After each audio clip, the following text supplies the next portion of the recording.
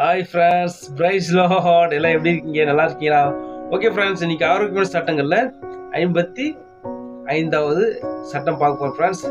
என்ன சட்டம்னா கீழ்ப்படிய வேண்டும். ஒரு டைம் சொல்கிறோம் ஃப்ரெண்ட்ஸ், கீழ்ப்படிய வேண்டும். ஓகே ஃப்ரெண்ட்ஸ், நம்ம எப்போது போல் ஒரு குட்டி பாட்டு பாட போகிறோம், ஒரு குட்டி வசனம் வாசிக்க போகிறோம், ஒரு குட்டி கருத்து பார்க்க போகிறோம் ஃப்ரெண்ட்ஸ். வாங்க ஃப்ரெண்ட்ஸ், நம்ம எல்லாம் சேர்ந்து நம்ம பாடலாம் ஃப்ரெண்ட்ஸ். வாங்க. நம்பிக்கைக்கு உரியவரே, நம்பி வந்தே உம் சமூகம், நம்புகிறேன் உம் வசனம். நம்பிக்கைக்கு உரியவரே, உம்மை நம்புகின்ற மனிதர்களை உமது அன்பு என்றும் சூழ்ந்து கொள்ளும். உம்மை நம்புகின்ற மனிதர்களை உமது அன்பு என்றும் சூழ்ந்து கொள்ளும். வாக்குத்தத்தம் செய்தவரே, வார்த்தையெல்லாம் வாழ்க்கைதானே. வாக்குத்தத்தம் செய்தவரே, வாழ்க்கையெல்லாம் வார்த்தை தானே. பாதைக்கு தீவும் வேதைக்கு வெளிச்சம் முந்தன் வசனமே. ஆற்றல் மிக்கது, ஜீவனுள்ளது உந்தன் அருள்வாக்கு. நம்பிக்கைக்கு உரியவரே, நம்பி வந்தேன் உம் சமூகம், நம்புகின்றே உம் வசனம். நம்பிக்கைக்கு உரியவரே. ஓகே ஃப்ரெண்ட்ஸ், ஒரு குட்டி நம்ம பாட்டு பாடிட்டோம், ஒரு குட்டி வசனம் வாசிக்க போறோம் ஃப்ரெண்ட்ஸ். இந்த வசனம் எங்க இருக்குன்னா, யாக்கோபு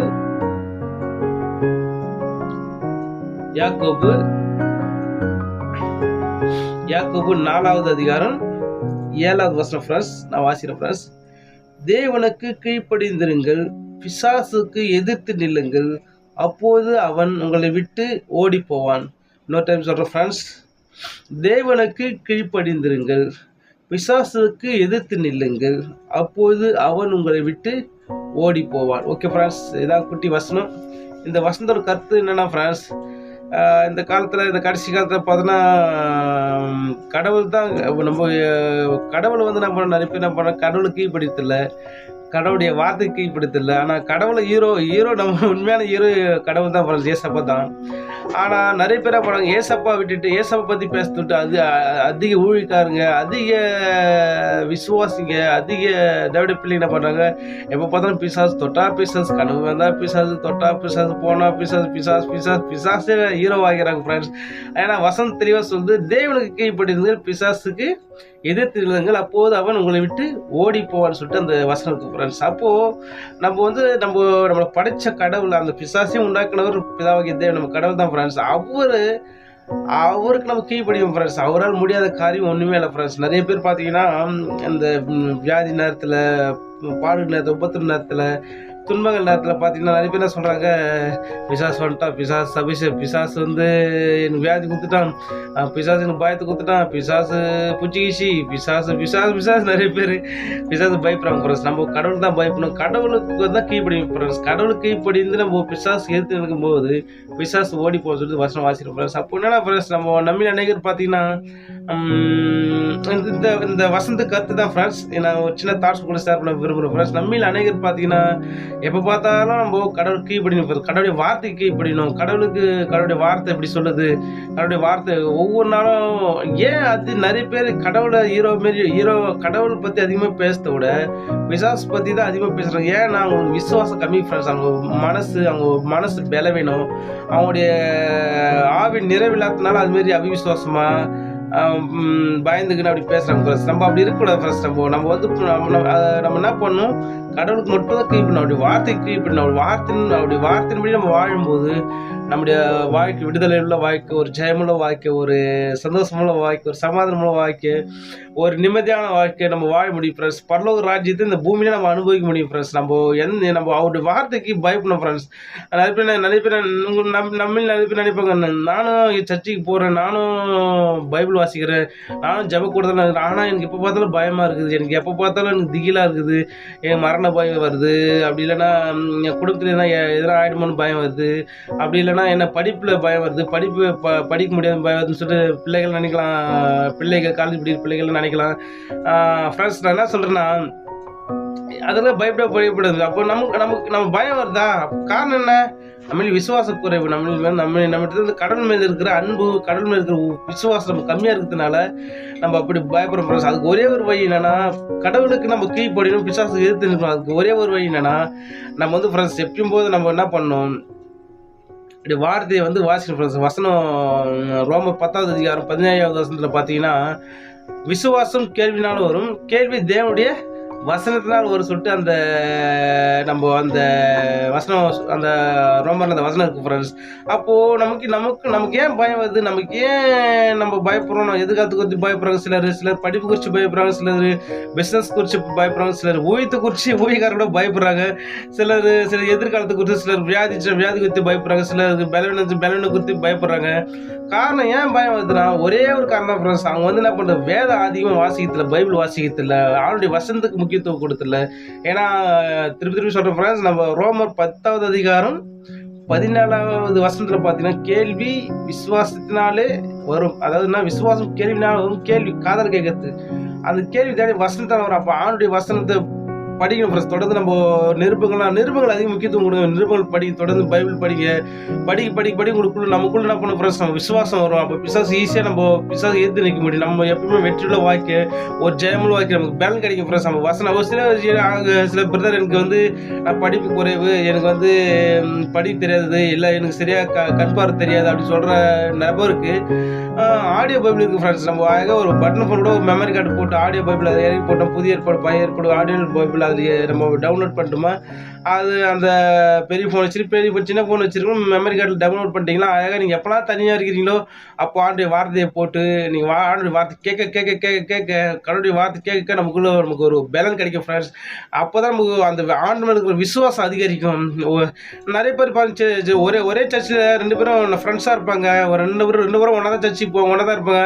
ஆனால் ஒருத்தர் பார்த்து நீ எதை குறிச்சும் பயப்படாமல் கடவுள் மேல் விசுவாசமாக இருந்து தேவனுக்கு கீழ்ப்படிந்து அவர் வாழ்வார், சந்தோஷமாக வாழ்வார், விடுதலையான வாழ்வார். ஆனால் இன்னொரு நபர் அதே சர்ச்சு தான் போகிறாரு, அதே நபர் தான் அவர்களுக்கு பலவீனம், ஒரு பயம், ஒரு திகில், ஒரு கலக்கம், ஒரு கஷ்டம் அவருக்கு ஏன் வருதுன்னா, ஏன்னா ஒரு விசுவாசம் கம்மி ஃப்ரெண்ட்ஸ். அப்போ விசுவாசம் 2 பேரும் ஒரே ஒரு சர்ச்சை தான் போகிறாங்க. ஆனால் ஒருத்தர் அதிகமாக வேத வாசிக்கிறதுனால, ஆண்டு வார்த்தை கேட்கறதுனால, ஆரோக்கியமான உபதேசம் கேட்கறதுனால அவரால் அவருடைய ஆவி நல்லா பலனா புஷ்டியாக இருக்குது ஃப்ரெண்ட்ஸ். ஆனால் இன்னொரு நபர் பார்த்தீங்கன்னா வேத வாசிக்கிறதில்ல, தேவனுடைய வார்த்தை கேட்கறதில்ல, எப்போ பார்த்தா சூழ்நிலை மார்த்தாலை போல ஆண்டவர் சொல்லுவார் இல்லையா, ஏசப்ப சொல்லுவார் இல்லையா, சொல்லுவார் ஃப்ரெண்ட்ஸ். என்ன சொல்லுவார்னா, மார்த்தாலை நீயே அநேக காரியங்களை குறித்து கவலைப்படுகிறாள், ஆனால் மரியாளோ தன்னை விட்டு ஈடுபடாத நல்ல பங்கு அவர் பார்த்து தெரிந்து கொண்டால் சொல்லிட்டு ஏசப்படி சொல்றாரு ஃப்ரெண்ட்ஸ். அப்போ மார்த்தல் போல அநேக நம்ம என்ன பண்றோம், எப்போ பார்த்தா புலம்புறோம், நம்ம இதாச்சுங்க அது ஆச்சுங்க. சில பேர் நடக்கலாம் கூட, அது ஆகிடும், இது இப்படி ஆகிடும் அப்படின்னு நெகட்டிவாக நிறைய பேர் பேசுறாங்க ஃப்ரெண்ட்ஸ். நம்ம அப்படி பேசவே கூடாது ஃப்ரெண்ட்ஸ். நம்ம கடவுளை ஏன்னா இஸ்ரேல் ஜனங்களை கடவுள் பார்த்தோன்னா அந்த எகிப்து தேசத்திலேருந்து இஸ்ரேல் ஜனங்களை மீட்டு கொண்டு வரும்போது இஸ்ரேல் ஜனங்கள் எவ்வளோ கண்ணார கடல் இருந்ததை பார்க்குறாங்க, கண்ணார அந்த கண்மலையிலிருந்து தண்ணீர் வந்தது பார்க்குறாங்க, கண்ணார அநேக காடை இருந்தது பார்க்க, கண்ணார அநேக அற்புத அதிசயங்கள் அவங்க பார்க்குறாங்க ஃப்ரெண்ட்ஸ். அதை பார்த்து அவங்களுக்கு என்ன பண்ண ஃப்ரெண்ட்ஸ், அவங்களோட சோதனை காலத்தில் சோதனை நேரங்களில் ஆண்டவர் துக்கப்படுத்துறாங்க ஃப்ரெண்ட்ஸ், ஆண்டவர் பரிசு பார்க்குறாங்க. அதனால ஃப்ரெண்ட்ஸ் நம்ம ஆனால் பயற்பட பார்த்த சங்கீத புத்தகங்களோடு இப்படி இருக்கும் ஃப்ரெண்ட்ஸ். எப்படின்னா ஆண்டவரே சொல்லுவார், அவர் என்னுடைய வல்லமை அவர்கள் மட்டுப்படுத்தினார்கள். அதாவது 10 முறை, ஒரு முறை 2 முறை இல்லை ஃப்ரெண்ட்ஸ், 10 முறை அவரை பரிச்சித்து பார்த்தார்கள், என்னை பரிச்சித்து பார்த்தான்னு சொல்லிட்டு கடவுளே சொல்றாரு ஃப்ரெண்ட்ஸ்.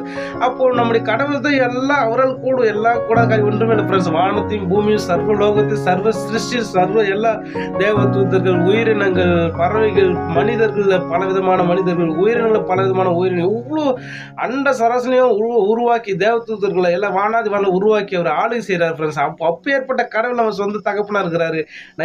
நம்ம ஏன் ஃப்ரெண்ட்ஸ் நம்ம பயப்படணும், நம்ம ஏன் கலங்கணும்?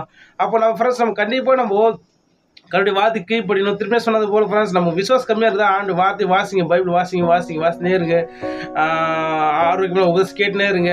அதுக்கப்புறம் அவர் கீழ்ப்படி விரும்புங்க. அவர் கீழ்ப்படி பிரதர், நான் வசனம் வாசிக்கிறேன், எனக்கு வசனம் கூட தெரியும், ஆனால் என்னால் கீழ்ப்படிய முடியல, என்னால் ஃபாலோ பண்ண முடியலன்னு சொல்கிற ஃப்ரெண்ட்ஸுக்கு நான் என்ன சொல்கிறேன்னா, ஃபாலோ பண்ண முடியலனா கூட அது விரும்புங்க. ஃபாலோ பண்ண ஆண்டவரே, நான் ஃபாலோ பண்ண விரும்புகிறேன், அந்த வார்த்தையை நான் கை கொள்ள, அதனுடைய வாய் நான் விரும்புகிறேன், அந்த விருப்பம் எனக்கு இருக்குது ஆண்டவரே, எனக்கு அது அந்த விருப்பத்தை நிறைவேற்ற சொல்லிட்டு நம்ம காத்திருக்கும், பொறுமையாக காத்திருக்கும் போது கண்டிப்பாக கடவுள் தான் அதுக்காக அந்த விருப்பத்தை நிறைவேற்றுவார் ஃப்ரெண்ட்ஸ். அந்த கடவுளுடைய வார்த்தை நம்ம கீழ்ப்படி நம்ம வாய முடியும் ஃப்ரெண்ட்ஸ். அப்போ நீங்களும் நினைக்க போகிற ஃப்ரெண்ட்ஸ், நம்ம நிறைய பேர் சொல்லுவாங்க ஆண்டுடைய வார்த்தையின் படி நம்மளால வாய முடியாதுங்க, அதெல்லாம் ஊழியக்காரனாக வாய முடியும், அதெல்லாம் பாஸ்டர்மாரெலாம் வாய முடியும், நம்மளாலாம் வாய முடியாதுங்க அப்படின்னு சொல்லிட்டு நிறைய பேர் சொல்லுவாங்க ஃப்ரெண்ட்ஸ். அப்படி இல்லைன்னா இந்த வேதத்தை பரிசுத்தாவின் ஏதியே கையில் கொடுத்துருக்க மாட்டார் ஃப்ரெண்ட்ஸ். ஏன்னா மனிதர்களால் 100க்கு 100 இந்த வேத வசனங்கள், வேத சட்டத்திட்டங்களை கை கொள்ள முடியும், அதன்படி வாழ முடியும். அதனால தான் கடவுளே பரிசுத்தாவின் என்ன பண்றாரு, அப்போஸ்தலர் மூலியமா, தீர்க்கதரிசி மூலியமா இந்த வேதத்தை எழுதி